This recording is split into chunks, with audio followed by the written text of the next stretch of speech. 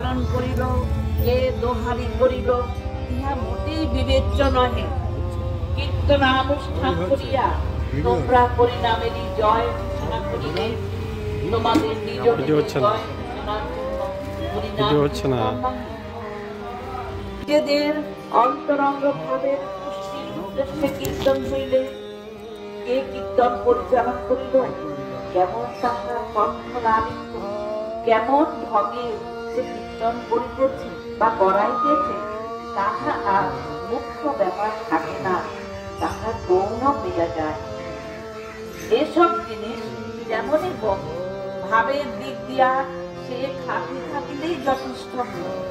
কিন্তু বাহিরের অন্য অসংখ্য বহির্মুখ মনকে কীর্তনের দ্বারা অন্তর্ভুক্ত করিয়া নেওয়ার উদ্দেশ্য থাকলে, কে কীর্তন পরিচালনা করিবে, কে করিবে না, কেমন করিয়া কীর্তনটি জমাইতে হইবে, কেমন করিয়া করিলে কীর্তন জমানো যাইবে না, এসব বিবেচনার প্রয়োজন আছে।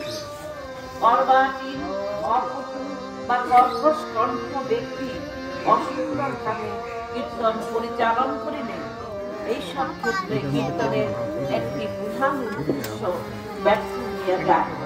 সুতরাং যোগ্য ব্যক্তিরা কীর্তন পরিচালন করিলে বা যোগ্যতর ব্যক্তিদিগকে কীর্তন পরিচালনায় পাওয়া গেলে, অপেক্ষাকৃত অযোগ্য ব্যক্তিদের মনে কোনো ক্ষোভ রাখা উচিত নহে।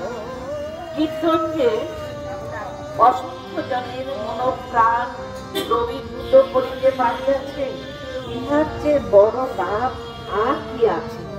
এই লাভ কীর্তন পরিচালকের একান্ত নহে, সমবেত সকলের।